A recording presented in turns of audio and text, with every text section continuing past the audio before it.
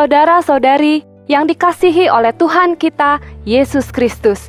Dalam hidup yang penuh dengan tantangan dan cobaan, Anda dan juga saya bisa memilih respon yang berbeda. Menderita, putus asa, dan menyerah adalah sebuah pilihan. Tetapi ada pilihan lain yang bisa kita ambil, yaitu mengalami jamahan kasih Allah dalam Yesus. Karena dalam Yesus selalu ada kemenangan, dan di dalam Yesus selalu ada kedamaian. Karena itu, inilah yang akan diberitakan oleh Gema Kasih Indonesia. Ada firman tertulis, Allah adalah kasih, barang siapa berada di dalam kasih, ia tetap berada di dalam Allah, dan Allah di dalam dia. Bersama saya, Martina Dian, 30 menit ke depan, kita akan membahas sebuah topik yang berjudul Berdamailah dengan semua orang. Dan hari ini telah hadir bersama saya seorang hamba Tuhan yang akan membagikan berkat dan firman-Nya. Beliau adalah Pendeta Suhud Setiowardono dari GKI Buaran, Jakarta. Shalom, Pak Suhud. Ya, shalom pemirsa. Pak Suhud, damai itu buat saya, mungkin juga pemirsa juga setuju, adalah suatu kata yang sangat langka. Betul. Damai itu juga menjadi barang langka. Karena di sekeliling kita belakangan ini banyak terjadi konflik, banyak aroma kebencian, banyak juga orang berkelahi, baik itu di dalam keluarga, di masyarakat, sekolah, lingkungan kerja, dimanapun. Sehingga saya jadi bertanya-tanya, apa sih makna damai itu sebenarnya, Pak Suhud? Ya, baik. Kalau kita berbicara damai, saya ingin menjelaskan bahasa yang lebih sederhana supaya pemirsa di rumah juga lebih mengerti. Saya ingin menjelaskan dari sudut pandang yang berlawanan. Kita pernah mendengar kata NIR, N-I-R. Ada istilah nirlaba, berarti kan sebuah organisasi yang tidak mencari laba. Ada pesawat nirawa. Nah, kalau kita berbicara tentang damai, berarti di sana ada nir kekerasan. Jadi nir itu tidak ada atau absennya sesuatu. Jadi kalau nirlaba, tidak ada labanya. Kalau kita berbicara tentang damai, di sana mesti ada nir kekerasan. Di sana mesti ada nir perselisihan. Di sana mestinya ada nir pertikaian. Itu yang beratnya. Nah, yang ringannya, ketika kita berbicara tentang damai, di sana mesti juga ada nir kedengkian, ada nir kecurigaan. Kalau orang curiga, kalau orang saling curiga satu dengan yang lain, maka di sana nggak ada damai. Jadi itu bahasa dari bahasa yang berlawanan. Bahasa positifnya, jadi kalau ada damai, mestinya di sana ada keselarasan, ada relasi yang baik antara satu dengan yang lain, ada kesehatian antara satu dengan yang lain, nggak ada kekerasan, tidak ada namanya kecurigaan. Di sana bisa disebut damai. Kalau di situ masih ada kekerasan, di situ masih ada perselisihan, di mana orang saling tidak percaya, orang saling curiga satu dengan yang lain, orang saling curang satu dengan yang lain, kata damai itu hanya di angan-angan, saya pikir begitu. Saya rasa juga semua orang juga tahu kata damai harusnya seperti apa. Betul. Tapi seringkali kita malah mengabaikan damai itu, tidak mempraktekkannya dalam kehidupan sehari-hari. Betul. Seberapa pentingnya sih damai itu, Pak? Ya, sangat dibutuhkan karena ketika dunia tidak ada damai, semua orang pasti tidak bahagia. Ketika orang menginginkan sesuatu yang baik tetapi orang menghadirkan yang tidak baik, bukankah itu melelahkan? Bukankah kita tidurnya jadi tidak bisa nyenyak? Bukankah kita juga mau ngapa-ngapain juga tidak enak, jadi takut ini dan itu gitulah. Jadi memang damai itu menjadi jawaban untuk dunia ini. Khususnya kalau kita berbicara Alkitab, memang damai itu menjadi bagian terpenting yang harus dimiliki oleh setiap orang percaya, sekaligus juga ditularkan kepada orang-orang di sekitarnya, gitu Mbak Tina. Apa yang disampaikan oleh Alkitab, misalnya di ayat berapa atau bagian mana di dalam Alkitab yang berbicara tentang damai, Pak?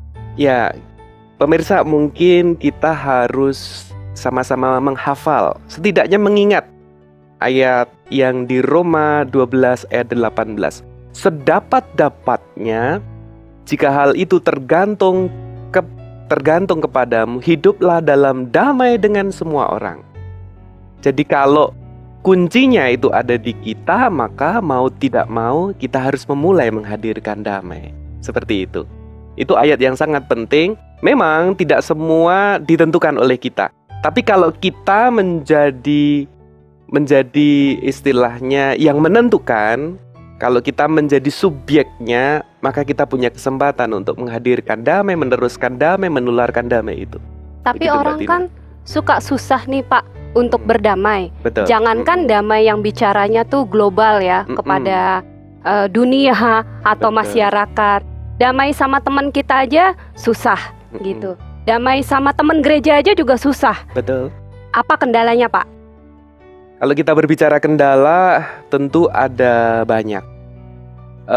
Salah satu kendala adalah ketika kita masih dikuasai oleh masa lalu kita. Ketika orang masih saling mencurigai.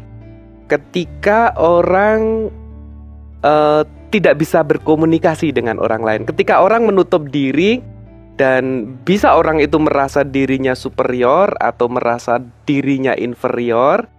Yang paling penting orang itu putus hubungan dengan orang lain.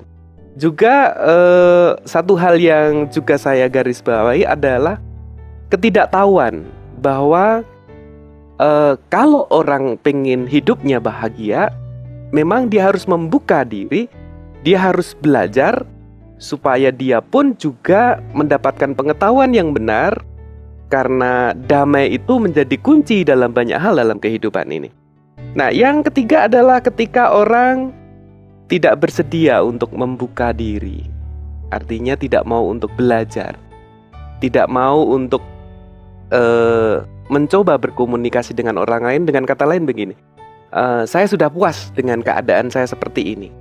Walaupun saya saat ini sedang punya masalah, saya nyaman dengan keadaan itu. Dan kalau itu terjadi dalam kehidupan manusia, bahkan saya berbicara kepada pemirsa di rumah, orang-orang Kristen, orang-orang percaya, kalau kita tidak membuka diri, kalau kita menutup diri, kita tidak mau belajar, kita seperti katak dalam tempurung yang tidak akan pernah maju. Kita harus membuka diri supaya kita juga memiliki cara pandang yang luas, supaya kita juga mengalami hidup bahagia itu, supaya damai itu menjadi milik kita dan kita tularkan gitu. Jadi sebelum kita berdamai dengan orang lain, kita harus berdamai dengan diri kita sendiri juga tentunya, dan berdamai dengan Allah. Caranya berdamai dengan sendiri dulu itu gimana Pak? Oke, ada banyak orang yang seringkali punya masalah dengan orang lain. Ada banyak orang yang omong kosong, misalkan saya sebel dengan si A. Nah, kalau dia ingin berdamai dengan orang lain, kalau dia ingin berdamai dengan dirinya sendiri, bereskan dulu dengan orang itu. Ini yang tidak mudah. Dan orang sudah, ya sudah, kalau aku tidak mau ketemu dengan orang itu, ya sudah, titik. Nah, kita sebagai orang percaya harus mengambil satu langkah supaya kita bisa bereskan dengan orang itu. Bahwa masa lalu saya adalah masa lalu yang harus dibereskan hari ini supaya hari esok lebih baik. Kira-kira begitu Mbak Tina.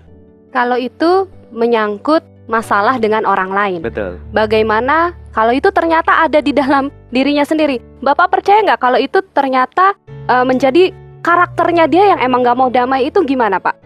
Oke. Kalau kita berbicara interaksi kita dengan orang lain, otomatis itu berbicara tentang diri kita sendiri. Ketika kita masih punya persoalan dengan orang lain, otomatis orang itu nggak berdamai dengan dirinya sendiri. Ya, orang boleh bilang, oh saya sudah damai, tetapi kalau dia masih punya persoalan dengan orang lain, dia belum damai. dia belum beres dengan dirinya sendiri. Begitu. Contohnya misalnya ada orang yang melakukan kesalahan sama saya. Betul. Lalu saya tidak bisa mengampuni. Tapi Mm-mm. saya bilang ke Pak Suhud, saya sudah mengampuni dia. Itu tetap aja saya tidak ada damai gitu, Pak. Betul. Ada dalam sebuah ibadah saya berbicara tentang pengampunan. Seorang ibu angkat tangan, Pak Pendeta, saya punya masalah dengan seseorang. Saya sebetulnya sudah mengampuni. Tetapi kemudian dia berkata, tetapi kalau mau ketemu dengan orang itu, saya tidak mau. Jadi kalau dia masuk gereja bagian depan, dia langsung belok lewat samping. Kemudian saya bertanya sederhana kepada ibu itu dan kepada ibu-ibu yang lain. Ibu-ibu yang lain, ibu ini sudah mengampuni atau belum? Semua menjawab dengan semangat, belum gitu ya. Jadi kalau kita sudah mengampuni, kalau kita sudah berdamai dengan orang lain, kita ketemunya dengan enteng gitu, dengan beres. Nah, barangkali bagaimana cara mengampuni, cara beres itu dulu. Ini nanti kita obrol lagi bahwa itu sebuah spiritualitas yang harus dimiliki oleh orang Kristen, yang harus dibereskan bersama dengan Tuhan. Pemirsa, tadi Pak Suhud bilang harus ada yang perlu dibereskan. Harus ada semangat spiritual yang harus kita kembangkan supaya kita bisa dapat berdamai dengan diri sendiri. Lalu impact-nya adalah berdamai dengan sesama. Sekarang kita tanya kepada Pak Suhud, apa itu tipsnya? Bagaimana, Pak? Oke, yang pertama adalah kita harus menjadi orang yang proaktif. Kalau kita berbicara tentang proaktif itu, kita harus memulai duluan. Nah, yang pertama juga, ketika seseorang berbuat apapun, spirit yang harus kita pegang adalah selalu ada alasan mengapa orang itu berbuat demikian. Bukan berarti itu benar atau salah, itu urusan lain. Jadi selalu ada alasan mengapa orang melakukan ini, mengapa orang memarahi orang lain, mengapa orang curiga kepada orang lain. Itu kalau diruntut ke belakang, mungkin ada masa lalu dia yang membuat dia seperti itu. Nah, kalau kita berbicara proaktif, yang pertama adalah kita berbicara empati. Empati itu kalau dilihat dari bahasa Inggris, M itu masuk, pati itu dari kata passion, kita masuk ke kondisi orang lain. Nah, dengan demikian kita bisa memahami kenapa orang kok berbuat jahat. Bukan berarti mengizinkan orang berbuat jahat, tetapi itu urusannya dengan diri kita sendiri supaya kita tidak menjadi terprovokasi oleh kejahatan orang lain. Nah, yang kedua, kalau tadi saya berbicara adalah kita berbicara pengampunan. Orang harus mengampuni. Dan memang tidak mudah orang bisa mengampuni. Satu langkah besar yang harus dilakukan oleh setiap permesa, setiap kita, kalau kita mau mengampuni, kita butuh Tuhan. Langkah kecil, tapi itu saya katakan itu langkah besar. Orang harus berdoa untuk sebuah pengampunan. Nah, apa yang didoakan? Dua hal. Yang pertama, Tuhan, tolonglah saya supaya hati saya bisa mengampuni. Nah, Tuhan akan bekerja. Ketika kita mengatakan kepada Tuhan, Tuhan, aku mau mengampuni. Tuhan akan bekerja secara luar biasa. Roh Kudus akan menolong kita. Dengan kata lain, ketika kita berani mengucapkan, Tuhan, aku mau mengampuni, tolonglah saya. Kita melembutkan hati kita. Kita belajar melibatkan Tuhan untuk campur tangan dalam kehidupan kita. Nah, sekaligus kita juga sedang berbicara kepada diri kita bahwa saya harus mengampuni. Nah, bagian yang kedua adalah ketika kita berdoa, kita harus doakan orang lain. Itu yang mungkin menyebalkan kita, yang mungkin melukai kita, yang mungkin menyakiti kita. Itu sebuah langkah kedua. Dan ketika kita sudah berdoa dua hal tadi, ketika kita masih belum mengampuni, kita ulangi lagi. Nah, dengan kata lain, itu dimulai dari kita. Nah, kemudian setelah kita berdoa, saya percaya Roh Kudus bekerja. Ketika nanti kita bertemu dengan orang yang nyebelin kita, sekalipun mungkin belum beres 100%, kita akan bisa memulai dengan komunikasi. Kita bisa memulai dengan tetap menghadirkan kebaikan kepada orang itu. Begitu Mbak Tina. Nah, Pak Suhud, Mm-mm. ketika orang sudah punya keinginan untuk berdamai, Iya. dia akan terbentur dengan kendala membangun perdamaian, Mm-mm. misalnya di dalam masyarakat. Mm-mm. Bagaimana nih Pak Suhud? Kita berbicara kendala ya. Ya. Oke, memang tidak mudah.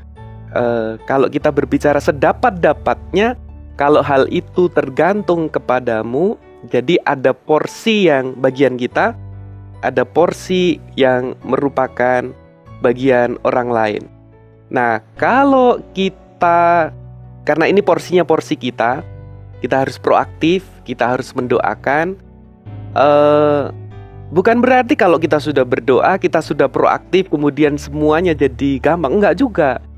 Kita sudah mencoba berkomunikasi dengan seseorang, orang itu masih negatif kepada kita. Bahkan ketika kita mengulurkan tangan, orang itu memalingkan muka, itu bisa melukai. Nah, bagian penting adalah kalau kita sudah berdamai dengan diri kita sendiri, nggak masalah. Ketika kita tetap menghadirkan kebaikan, kalau orang itu menolak kebaikan kita, ada ayat Alkitab yang mengatakan berkatnya akan kembali kepadamu. Itu yang harus memotivasi kita. Nah, jadi kita harus tetap menghadirkan yang baik. Begitu. Jadi jangan jemu-jemu berusaha menjadi baik, Mm-mm. menebarkan kedamaian. Maksud Mm-mm. Bapak seperti itu. Betul. Mm-mm. Lalu ada nggak nih Pak contoh-contohnya nih dalam kehidupan bergereja misalnya, Oh iya. dalam soal damai dengan sesama nih Pak? Oh, ada banyak. Saya di gereja yang berada di, ini contoh di gereja kami. Kami berada di gereja yang berada di sebuah pemukiman padat penduduk, dan kami berada di tengah-tengahnya. Kita sebagai orang Kristen, kita punya tugas dan panggilan untuk menjadi garam dan terang. Bukan hanya sekedar mengkristenkan mereka, tetapi mengenalkan kebaikan Kristus kepada mereka. Kita mengadakan pasar murah, kita membuka poliklinik, di mana misalkan masyarakat boleh datang berobat hanya dengan sekian rupiah gitu ya. Sangat murah, sudah diperiksa dokter, sudah diberi obat. Nah, artinya itu yang bisa kita berikan. Bahkan kita punya tempat parkir yang hanya dipakai misalkan hari Minggu. Hari lain tempat parkir itu bisa dipakai anak-anak sekitar untuk bermain sepak bola. Kemudian kalau ada orang hajatan di sekitar gereja, mereka bisa pakai itu. Dan itu beberapa kali kami lakukan. Tetapi bukan berarti kebaikan kita langsung membuat respon mereka baik. Ada suatu kesempatan ketika kami menerima surat keberatan bahwa gereja ini harus pindah. Ketika kami menerima surat seperti itu, saya juga tidak bisa tidur. Lalu bagaimana kita sebagai gereja? Kita menjadi marah? Tidak. Ketika orang tetap negatif kepada kita, mereka itu yang pertama karena belum tahu. Yang kedua, karena komunikasi tidak ada. Sehingga orang pikir mungkin orang pernah punya a priori bahwa gereja itu seperti itu terus tergambar dalam pikirannya sehingga dia selalu curiga. Nah, bagaimana supaya mereka menjadi tahu? Ya, kita tetap konsisten menghadirkan yang baik, menunjukkan. Bahkan mereka yang nyebelin kita, kalau ketemu kita salami. Dia punya acara apa, kita datangi gitu, kita ajak ngobrol gitu ya. Jadi jangan sampai gereja itu putus hubungan dengan sekitarnya. Gereja harus menghadirkan yang baik dengan satu alasan. Karena kita adalah pengikut Kristus yang harus menghadirkan kebaikan. Jangan salah. Seringkali gereja menghadirkan kebaikan dalam tanda petik untuk nyogok supaya rakyat di sekitarnya tidak mengganggu. Itu bonusnya sih. Begitu Mbak Tina. Terkadang ada orang juga yang berpikir, ini bicara soal lingkungan. Saya juga pernah dengar itu keberatan dari warga sekitar soal GKI Buaran gitu ya. Tapi kendalanya yang lain, mungkin apakah ada istilah kristenisasi seperti itu ketika kita mau berbuat baik kepada orang? Oke lah kalau misalnya orangnya itu saudara seiman kita.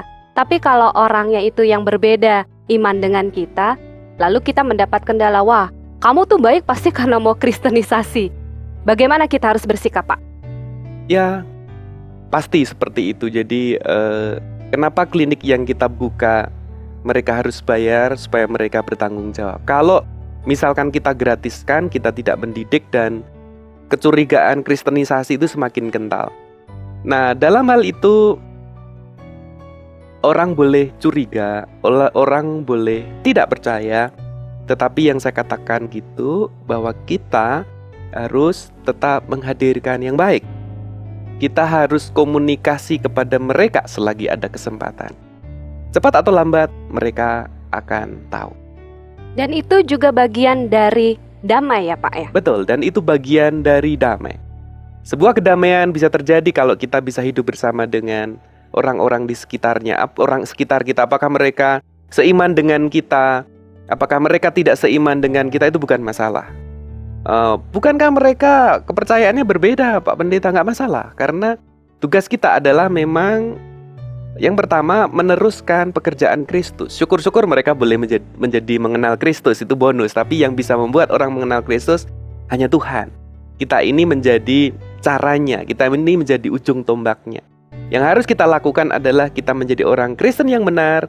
Kita harus menjadi pionir dalam menghadirkan kebaikan, kedamaian, pengampunan, dan sebagainya. Yang menarik nih Pak, kita sudah solid nih ya sebagai gereja menaburkan benih perdamaian ke sesama kita. Tapi giliran di dalam gereja ribut Pak, nggak ada damai. Gimana nih Pak? Ya, itu kendala internal kita sih. Kadangkala sangat melelahkan ketika kita berada di dalam gereja. Orang saling curiga, orang saling mengkritik, orang berbicara yang negatif, dan itu menjadi keprihatinan kita semua. Untuk pemirsa di rumah, saya mengajak belajar satu hal. Manusia punya kecenderungan untuk selalu negatif pada orang lain. Mari kita belajar positif, terutama juga kepada pelayanan di gereja kita, kepada para penatua, kepada para pendeta. Artinya begini, kalau kita memulai dengan pikiran positif, bukan berarti yang negatif itu tidak ada. Kalau kita berbicara kekurangan, kita berbicara dalam rangka untuk memperbaiki. Bedakan Mbak ya. Kalau kita berbicara tentang kekurangan, kita berbicara tentang hal yang negatif dalam rangka untuk menjatuhkan, itu spiritnya sama sekali berbeda. Nah, sekali lagi di dalam gereja pun kita tahu, saya sering punya ungkapan begini, gereja ini sebetulnya adalah kumpulan orang sakit. Jangan diartikan yang benar-benar sakit begitu. Istilahnya kalau saya lebih keras lagi, sakit jiwa, tapi bukan bermaksud gila. Jadi gereja itu adalah orang atau kumpulan orang-orang yang memang semua orang punya masalah. Mbak Tina punya masalah pasti juga kan ya? Punya ya, Pak. Semua orang di gereja punya masalah. Kita semua datang ke gereja supaya masalah kita ditolong oleh Tuhan, supaya masalah kita dibersihkan oleh Tuhan. Nah, dalam hal kita berhadapan dengan orang yang dalam tanda petik sakit tadi, pasti ada orang yang belum sembuh, ada orang yang sudah sembuh, ada orang yang sakitnya parah. Gereja harus sabar. Jadi kalau ada orang yang jemaat dalam tanda petik yang mungkin selalu mengkritik, ya nggak apa-apa. Itu tugas gereja untuk menolong dia. Kalau sudah ditolong berulang-ulang, tidak bisa berubah, ya nggak apa-apa. Kita doakan dia, gitu, biar Tuhan yang menolong dia, gitu. Pernah nggak Pak ada pengalaman kayak gitu? Saya yakin banget nih pernah ya Pak ya.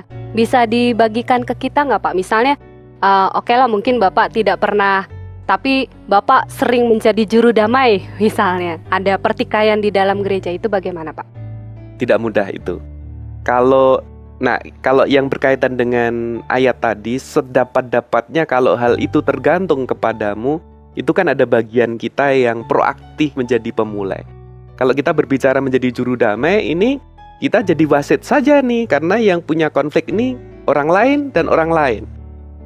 Dan ciri manusia itu yang pertama tidak mau diajari, tidak suka dinasihati, tidak suka disuruh-suruh. Sekalipun kita kasih tahu kalau Anda nanti begini akan begini. Ya kadang-kadang berhasil sih, ketika orang dipertemukan kemudian akhirnya terjadi solusi, misalkan rumah tangga jadi baik lagi. Wah, itu sukacitanya luar biasa. Bahkan di ayat Alkitab seluruh penghuni surga itu mengalami sukacita luar biasa. Tapi juga tidak selalu itu bisa berhasil. Karena orang kan selain kita sama-sama percaya kepada Kristus, tapi orang itu juga punya nilai-nilai budaya yang membuat orang itu berbeda. Nah, tentu saja ketika kita bisa menghadirkan, menolong orang untuk berdamai, puji Tuhan, itu kita anggap sebagai kesukacitaan mereka, kesukacitaan kita. Dalam hal kita tidak bisa mengubah, ya kita serahkan kepada Tuhan. Karena memang ketika Tuhan Yesus naik ke surga, cuma ada 12 minus 1, cuma ada 11 yang benar-benar berhasil dimuridkan secara nilainya baik oleh Tuhan. Walaupun begitu, mereka pun masih jatuh bangun. Artinya, apalagi kita, sekalipun kita pendeta, sekalipun kita mungkin hamba Tuhan ngakunya, kita tidak bisa mengubah orang lain. Yang bisa mengubah orang lain itu Tuhan. Porsi yang harus kita lakukan adalah kita kerjakan bagian kita. Jadi juru damai itu berarti bukan hanya tugas pendeta ya Pak? Betul, tugas seluruh pemirsa di rumah juga. Semuanya punya tugas untuk menjadi juru damai. Ya, dan sekaligus juga menjadi orang yang memulai damai, menularkan damai, sehingga kedamaian yang ada di dalam diri orang itu bisa menyebar, begitu.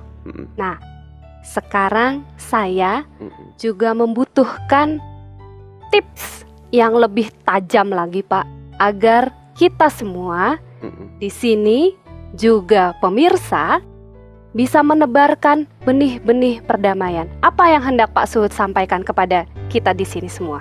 Oke. Kalau berbicara tips, Alkitab mengajarkan banyak hal. Tetapi hal yang paling penting yang ingin saya bagi kepada pemirsa, satu hal penting, tadi sudah saya katakan, kita harus berdamai dengan diri kita sendiri. Kalau saudara masih punya masalah dengan orang lain, dengan suami, dengan istri, dengan keluarga, dengan mertua, bahkan orang bisa ribut dengan orang tua sendiri. Stop it. Bereskan sekarang. Tidak mudah memang, tetapi kalau itu menjadi bagian kita, kita bisa menjadi pemulai, kita bisa berdoa, dan kita bisa memulai komunikasi. Kalaupun komunikasi kita mulai dengan baik, ditolak oleh mereka, nggak apa-apa. Kita tetap harus konsisten. Gitu, harus tetap komunikasi. Dan yang ketiga, kita ini harus konsisten menghadirkan kebaikan. Sama seperti Yesus selalu menghadirkan kebaikan. Sekalipun dia dihujat, sekalipun dia bahkan disalib, dia mendoakan loh. Dia mendoakan kepada orang-orang yang menyalibkan, Tuhan ampunilah mereka. Nah, kita ini adalah murid Kristus. Kristus itu baik. Kita sering berbicara Tuhan itu baik. Kalau kita berbicara sebagai pengikut Kristus, kalau kita katakan Tuhan itu baik, berarti saudara harus baik. Baik dalam perkataan, baik dalam tindakan, baik dalam hal-hal kecil. Kadang-kala orang Kristen sangat pelit untuk berbuat kebaikan. Senyum saja susah. Senyum itu sebuah kebaikan, gitu ya. Jadi damai itu bisa dimulai dari senyum, bisa dimulai dengan hati. Terima kasih banyak Pak Suhud. Pemirsa, seperti yang Pak Suhud sampaikan kepada kita, sebelum kita damai kepada sesama kita, baiknya kita berdamai dengan hati, lalu kita bagikan benih-benih perdamaian itu. Dan jika kita tidak dapat melakukannya, yakinlah Tuhan akan mampu melakukannya untuk kita. Kirimkan kritik dan saran Anda melalui SMS dan email ke Gema Kasih Indonesia. Sampai di sini perjumpaan kita, nantikan episode berikutnya. Tuhan memberkati.